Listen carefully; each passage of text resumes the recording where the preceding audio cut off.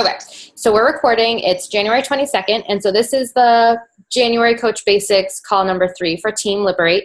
And we added this call a few months ago because I felt like we were just kind of missing this last piece for new coaches about kind of, we had given them all this information in the 2-week training group, and we have our first call about our why, and we have our second call about our power hour, but I felt like there needed to be a little bit more in depth about posting and posting and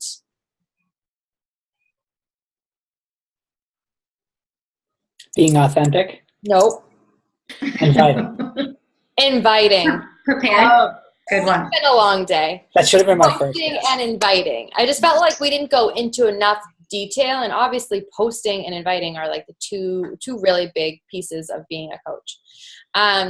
So I just kind of came up with some bullet points and just kind of a few things to touch upon. I'm just going to mute us. Feel free to unmute yourself if you want to chat. So I just had come up with some bullet points, just things that I felt like it was important to kind of reiterate and, talk in more depth about to make sure that as a new coach, you're feeling like you have a good handle on posting and inviting moving forward. And we, coincidentally this round we're doing the Instagram training. So that, this week in that group, we'll be talking more about some of these things. So that'll be kind of neat. That'll be a great supplement. But so when it comes to posting, there are different platforms, right? So you can, I think Instagram for sure and Facebook are by far the two most popular, but you kind of have to find your groove. Some people find that they have a lot of luck. Like Snapchat, I know there's still people who are rocking it on Snapchat. I personally didn't love Snapchat. I love Instagram stories, but to each their own. Some people like kill it making YouTube videos and like connecting with people there. Some people use Pinterest. I don't understand Pinterest beyond just making a board, but that's great. If it works for you, then awesome. But my piece of advice is definitely to pick one platform and to really run with it and become very comfortable using it before you add a second one. So really, I would advise you to pick Facebook or Instagram. I don't think you can go wrong with either one. I think Instagram is becoming more and more popular, but you can do whatever works for you and what you feel comfortable doing. But that being said, those two platforms, while they're both the most popular, I think they're both very different. And I was watching Danielle Hill's live. I don't know if you guys caught that one yet in the Instagram training today. And she was just, it's kind of obvious, but just hearing her say that, it's kind of like Facebook is more like a blog almost, because you're like kind of right. It's like, you're writing how you're talking, and you have the way you scroll Facebook. It's like it's like a blog. It's like a daily journal. Whereas Instagram is just your pictures. So if you go to your Instagram page, you can see like your 9 most recent pictures, and what are those 9 pictures showing people about you? Like, what do you want people to know? Are those 9 pictures representing, what the message that you want to send to people? Are they representing the person that you are, the person that you want people to know that you are? So it's, they're very different, but you can't go wrong with either. This is how they differ also. In terms of how many posts a day, no matter which one you run with, or, it doesn't mean you can't totally do the second one, but I would have more of a focus on one. My focus is definitely on Facebook as I get more comfortable and knowledgeable about Instagram. But you want to think about a minimum daily number of posts for each platform each day. I think it's fine to, post the same thing on one platform and then, copy and paste it to another one. But you want to think about your posts being more authentic and vulnerable and engaging. Jesse Regan says people come online to be engaged, entertained, or informed. No, educated, entertained, or informed. So I'd rather you do less really engaging posts than more kind of fluffy posts, just to post. So whether that means you get one in a day, like it was Sunday, yesterday, I only did one post because I was so tired last night, and I was like, you know what, it doesn't even make sense. I have nothing else to post about. So I just didn't post because I didn't want to post just to post. So I only got one in yesterday, but I usually try to get at least 2 on Facebook, 1 in the morning, 1 at night. I'm trying to get a third one in like the middle of the day. And then at least once to Instagram to kind of keep my profile up, all the while doing Instagram stories a ton throughout the day. And Instagram stories is totally, something we can touch upon, but we can go into much more depth about that at another time, because that's like a whole nother call. But I'm sure we will be talking about that a lot in the Instagram training group this week. The difference between Instagram wall and Instagram stories is that your wall is kind of like your Facebook wall, where you're just kind of giving that one authentic message-driven post, whereas the stories is like you're behind the scenes day to day. Like somebody on the National Wake Up Call was like, it's totally cool to, you only want to post to Facebook or Instagram like once, twice, 3 times a day. It's totally not cool to post to Facebook or Instagram like 20 times a day. But you totally can do that on Instagram stories. You want to use Instagram stories to show people like your day-to-day behind the scenes action, to kind of, show them what it's like, a day in the life of being a Beachbody coach, a day in the life of, being a kindergarten teacher and being a coach on the side. Like, how does that look? However you approach Beachbody, those are the people that you're likely attracting. So you want to show them what it looks like kind of behind the scenes, with breadcrumbing your shake and your meals and, getting up to work out and motivation and that sort of thing. There's so much to be done with Instagram stories. I feel like I'm just starting to kind of learn the ins and outs of it. Again, stop me if you have any questions or if you have anything to add. When thinking about your posts, you want to think about the 80-20 ratio. So we have the 80-20 ratio with like clean eating, but we have the 80-20 ratio with your posts. You want your posts because if you stop and think about it, you are not branding Beachbody. You are branding yourself because you work for yourself. You do not work for Beachbody. People can buy these products and programs from any coach. Why are they going to buy from you and not somebody else? It's because of your brand. It's because of who you are. It's because of how you relate to them and, how you're going to help them and that sort of thing. So with that being said, you want to post like 80% of you and your life on your pages and 20% of health and fitness. Not 20% Beachbody, 20% health and fitness, and my topic in the Instagram group on Wednesdays to talk about curiosity marketing, because you don't want to, sometimes new coaches will come on and be like, I don't want to be salesy. And it's like, well, great. We don't want you to be salesy. And that's exactly the opposite of what I want you to do. So it sounds like you'll be a perfect fit. You don't want to talk about Shakeology. You don't want to talk about Energize. You don't want to say the names.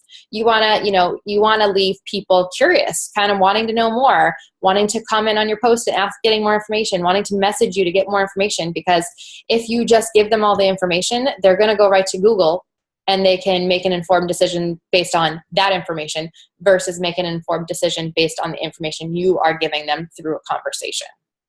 Through that conversation, we're trying to get them to see the value in these products and programs, not to just go right there and see the price and maybe not want to do it or, for whatever reason decide it's not for them. Whereas if they were curious enough to message you, then you would have had that conversation and maybe the outcome would have been different. So 80-20. All right, so I'm going to take a break and drink my tea, and Joe's going to talk about something called the celery test. You're up, Joe. All right. I'm going to give you guys the very short version of this, but I definitely urge you to go and either go to YouTube or just Google Simon Sinek and celery test. So if you haven't heard of Simon Sinek, he's the author of such books as Start With Why, amazing book. And he talks about the celery test inside that book. I'm also reading another book from him right now called Leaders Eat Last, which is also a good book too. But anyway, the celery test.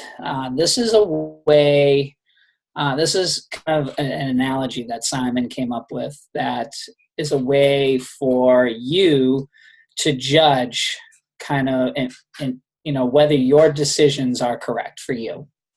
Not for correct for being a Beachbody coach, but being correct for you.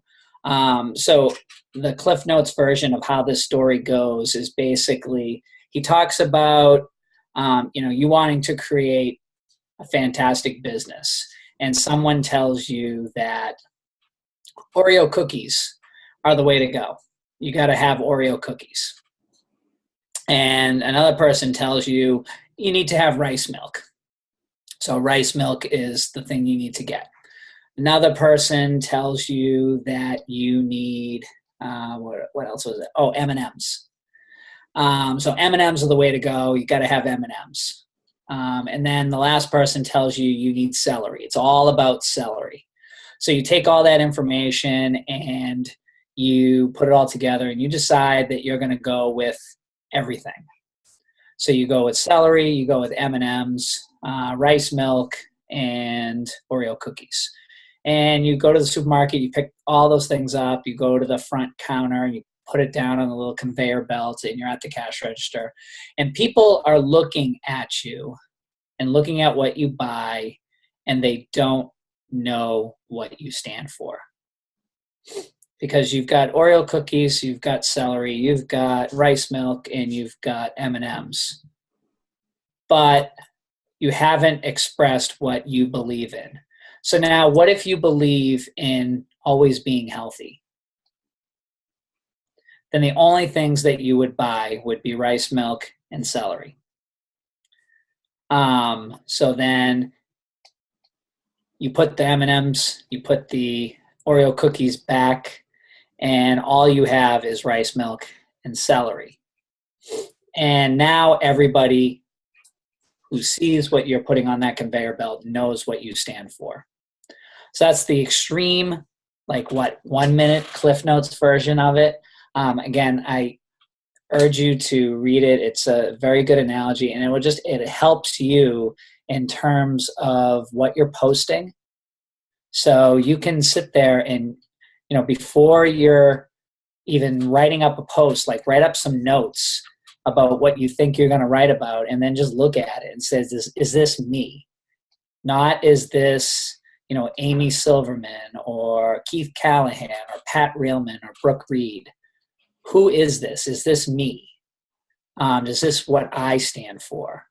And if it is, then go for it. If not, then it failed the celery test, and it's not something that's authentic to you.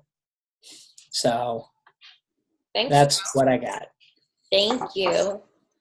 Okay, cool. So I agree. Think about your brand, and actually that's my next bullet point here is thinking about your brand. Your posts should support your why. Not every single post, but think about, when we say your brand, we're talking about the people that you're trying to attract. So for me, as a retired kindergarten teacher, and as a new mom, I'm kind of it's okay to have kind of two brands. So I'm trying to attract people who are maybe a teacher, maybe not, but they are probably a mom who works outside of the house, who wants to have more options, possibly to stay home with her kids. That was me before Beachbody. I hated my job. I couldn't wait to have a baby, so I had an excuse to stay home so I could do Beachbody full time. I was miserable. And then I'm also trying to attract already stay-at-home moms that kind of want something else. They don't have to, maybe they don't have to financially work, but Erin Campman on our team is a perfect example. She doesn't have to do this. But she felt like she was just drowning in mom life, and she wanted just something else beyond just being a mom. So I'm trying to, those are my two kind of niches. So those are the people that I'm talking to. We have a saying, it's, if you talk to everybody, you're talking to nobody. So, while it can seem scary at first to, talk to your specific brand, in the long run, it's your best bet, because if there's people who don't agree or who don't like what you're talking about, aren't in your niche, okay, maybe they'll unfollow you on Facebook. Maybe they'll unfollow you on Instagram, but that's okay. That just means you're honing in more on your actual brand. So we just urge you to stop and think about, who are you trying to attract? Who are you now? Who were you before Beachbody? Who do you want to be in a year? Those are the people you should be talking to in your posts. Hook and captivate with stories and struggles. So you want to share not only the highlight reel, but you want to share your struggles too, because that's what people can relate to. As moms being my niche, I often talk to people who are like, for coaching, who are like, yeah, I want to be a coach, but I'm in no shape to coach right now. It's like, well, you don't have to be in perfect shape. People actually want to be on the journey with you. Like I legit started coaching like 3 months before I got pregnant. I gained 60 pounds, as like a quote unquote Beachbody coach. And I gained all this weight, but I brought everybody along on the journey with me. And I did as best as I could. And then I had all those people who could relate to me after, when I was trying to get rid of that baby weight. You don't have to be in the perfect shape. You don't have to be living this awesome, crazy life to be posting about. People want to know that you're not perfect. People can't relate to perfect. People can relate to, when you have a bad day and you couldn't show up for your workout, or, it's your son's birthday party and you caved in and had the pizza. We're human. That's life. People want to see that you're human. If they think you're like this pretty picture perfect person that they can't relate to, they might be intimidated and want to follow you and not want to join you. But also share the highlights too. That's obviously, we want people to know that we're here for them. We can support them on their journey, because we've been through the trenches too, and we can, relate to what they're going through. Stories tell, what is it? Stories sell. What's that one? Stories tell. Joe, what's that one? Something. It's a good one too. Stories sell. It's stories tell. Stories tell. Something sell. No, stories sell. Something tell. Okay, Joe's gonna look it up. I'll look it up. It's a good one. It's a good one. I should write it here on my notes. Something tells, stories sell. Facts tell, stories sell. Facts tell. I'm going to write it down. Stories sell. Stories sell. I feel like they talked about that a lot at GoPro. Yeah, facts tell, stories sell. Yeah. So you can tell people facts and facts and facts until they're blue in the face, but it's the stories that are really going to hook people in and are going to allow them to get to know you. And, that's what's going to sell. That's what we talk about your brand. Like, Shakeology is a perfect example of that. You can sit there and say, oh, you got to take Shakeology. It's got 70 superfood ingredients. It's got, quinoa, and it's got spinach. It's got blueberries. It's got pomegranates. It's got ashwagandha and all this shit. And nobody fucking cares. Nobody cares about. But if you sat there and you said, like, look, I've been drinking this awesome thing for the last 2 years, and I can't believe how much energy I have. It allows me to, keep up with my kids. I was on 10 years of cholesterol medicine until I started taking Shakeology. After being on Shakeology for 4 months, I got off cholesterol meds. I tell people that all the time. About me? Mm-hmm. I do. Yeah? Yeah. Hey. That's awesome. Tell me how it worked. I worked out before. I did P90X. I didn't get off cholesterol meds then. So, I didn't do Shakeology then. Right. That was the missing piece. So I did Shakeology, improved my diet and exercise. It's a complete package. Right. But you just look at it. So many people are on cholesterol meds. And cholesterol meds do a lot of shit to your body. Yeah. For everything that they do that's good, they do a lot of shit to your body. That's not good. They mess up your liver. They mess up your muscles. And I was on it for almost 10 years. So Shakeology got me off. That's like, boom, done. Yeah. Didn't have to talk about ashwagandha and maca. You remind me of a Tony Horton infomercial at the end of. I know. Okay, so we tell you to show up daily. Like, you cannot say that you have given this your all until you can say honestly that you're showing up daily consistently for an entire year. My two favorite words in this business are to be patient and consistent for at least a year. And then, but then I think somebody said, not a year, let's do like 3 years. I think it was Beth Reelman. She's like, it's more like 3 years, 5 years, 10 years. So it would just mean that you have to be consistent. You have to be truly, and if you're consistent and then you fall off the train for a month, the clock restarts. Doesn't mean you have to be putting in 5 hours a day to be consistent. You just have to be showing up consistently on your page, reaching out to new people, sending invites, follow-ups, you know the drill. Just be consistent and patient. You will have highs and lows. There's going to be times that it's like really exciting. Maybe you're going to hit a certain rank. Maybe you're going to, hit something, a Success Club goal. And then there's going to be lows too. There's going to be maybe months that are harder than others. But you just have to stay the course and learn from your mistakes. We learn by doing in this business. Half of what you're going to do, when you're going to actually start actively, coaching and inviting, is you're not going to know half of what you're going to do, but you're going to learn because you're going to do it. And you're going to ask questions, and then you might make a mistake, and you learn from that mistake, and the next time you go to do it, you don't make a mistake. So, no one comes into this business having a 4-year degree and being a Beachbody coach. You just kind of learn as you go. But with this training and these calls, we feel as though we're setting you up for success. And after this, it's just, you just kind of got to go through it and do it. You get what you attract. So, you want to, I think, I personally would never talk about like politics or religion, stuff like that on my page. The kind of posts that you put out there, the kind of people that you're going to attract. Keep that in mind. Focus on engagement, ask questions, and create a community within your page. So you want you want to ask questions, because then people are going to be more compelled to, read what you have to say, post a comment. The Facebook algorithms love when people like and comment on your stuff. So if you can ask a question and get people to respond to that question, then that's going to cause engagement, and Facebook's going to say, wow, a lot of people are liking and commenting on this post. We're going to show it to more people. Oh, more people are commenting. We're going to show it to more people. That's how the, behind the scenes algorithm works of Facebook. So asking questions, people love to give their opinion, like A versus B. Should I wear this shirt or this shirt? My most recent one was our hardwood floor colors for our house. Like, everybody loves to give their opinion. So asking questions, thinking about your niche, asking questions, that sort of thing. Invite through posts and videos. Invites doesn't have to just be, via Messenger.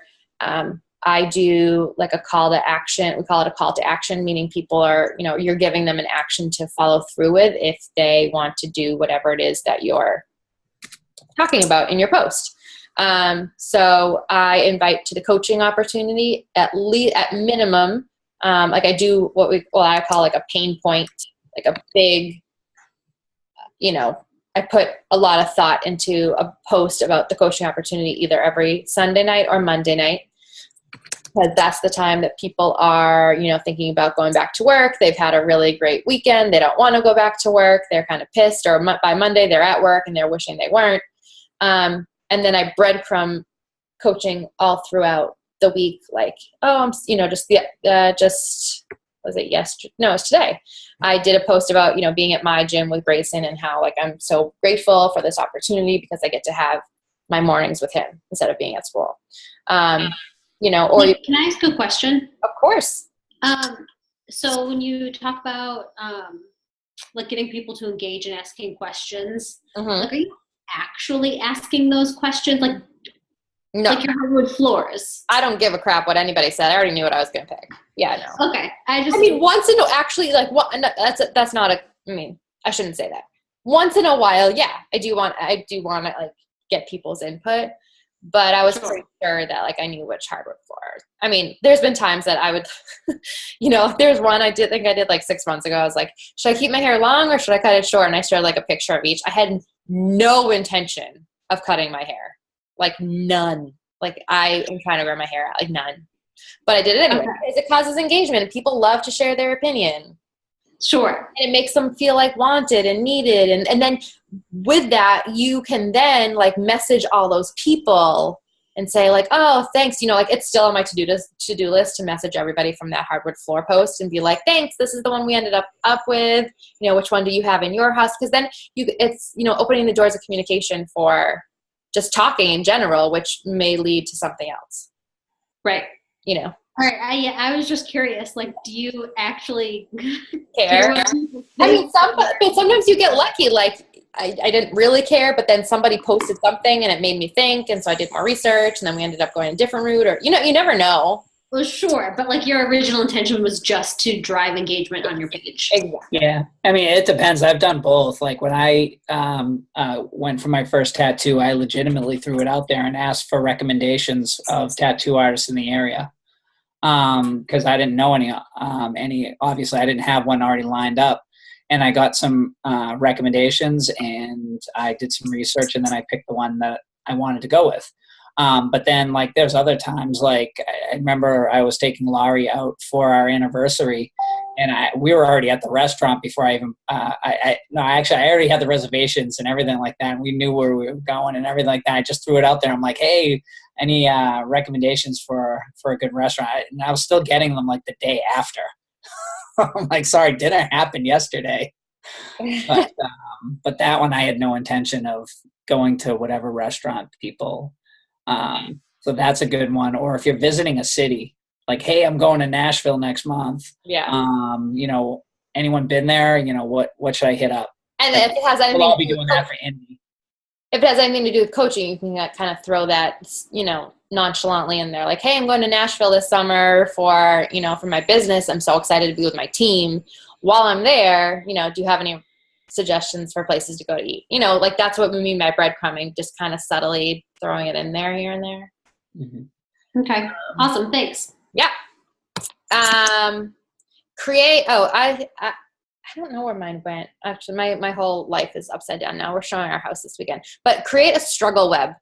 This was on a national wake-up call once, and as a teacher, I liked it. You know, Katie, like, you know, like when you would think about when you're trying to do like a summary of like a book, you put like the book title in the middle, and you have all these webs about like the characters or whatever. So like create a struggle web of you and all of your struggles, just as like a visual of different things that you can talk about that you struggle with to see who you can relate with, you know. And if you're focusing on adding to your network based on things you have in common, over time, your posts should attract these people because you're likely going to be attracting things that they also have in common. You know what I mean? So if you're befriending people who also love yoga and you're talking about your yoga all the time, then, you know, people are going to be attracted to that.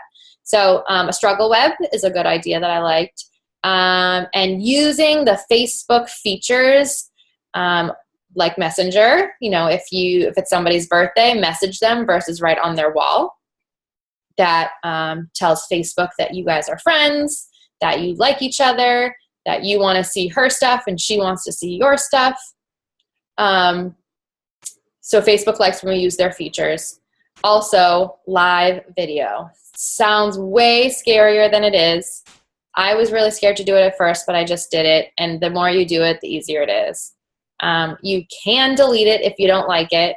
At first, I didn't think you could delete it, but it has to be at least 3 seconds, I think, and then you can stop it and delete it if you didn't like it. But going live is the number one thing that Facebook loves the most, for sure. Second to live is just posting a video and then a picture, just because the way it all works. Facebook likes when you use their features. You know, if you're going live, you want to kind of talk to your audience. If somebody comes on, say like, oh, hey, Katie, thanks for sharing. Or if at the beginning of your live, you can tell people that you would love for them to comment below. Again, that's creating engagement. That's telling Facebook that people like what you have to offer, and they're going to show it to more people. Like, oh, just say hi, let you know who's watching, or let me know where you're from, or, you know, if you're watching this, if you're doing like a cooking thing, you can talk about like your weekend. What are you doing this weekend? And people will comment, and any way that you can throw in extra engagement there is good. So that's what I have for posting. Do you guys have any questions or anything to add? And then I just have a couple bullet points for inviting. There's a PD book called Eat That Frog, and the kind of underlying message there is to do the results producing activities first. The things that are really going to drive your business forward first, to get them out of the way before, life gets in the way and you push them to the side and they don't get done, which for a Beachbody coach would be inviting. It's not always everybody's most exciting or sought after task, but it's the number one thing that's going to move you forward. You cannot get challengers unless you're inviting. You can't get coaches unless you're inviting. Your business is going to be at a standstill if you're not inviting. So number one, Eat That Frog is a good PD book to think about. And number two, do what she says. Eat your frog first. Get comfortable with getting uncomfortable. This is how we grow. So again, it's not everybody's favorite thing to do, but if I like to think of, and I like to think of inviting as just sharing this awesome opportunity, or whether it's the coaching opportunity or whether it's a challenge group or the products. If you're just thinking about sharing this opportunity and these programs with these people who are becoming your friends online, then it seems to be less salesy, less uncomfortable. If you're simply just going into it with sharing. If you're going into it thinking who's going to be my next Success Club point? Oh my God, I have to get Success Club 5. Then it's going to feel weird. But if you don't make it weird, it's not going to feel weird. And like anything else, the more you do it, the more comfortable you get with it.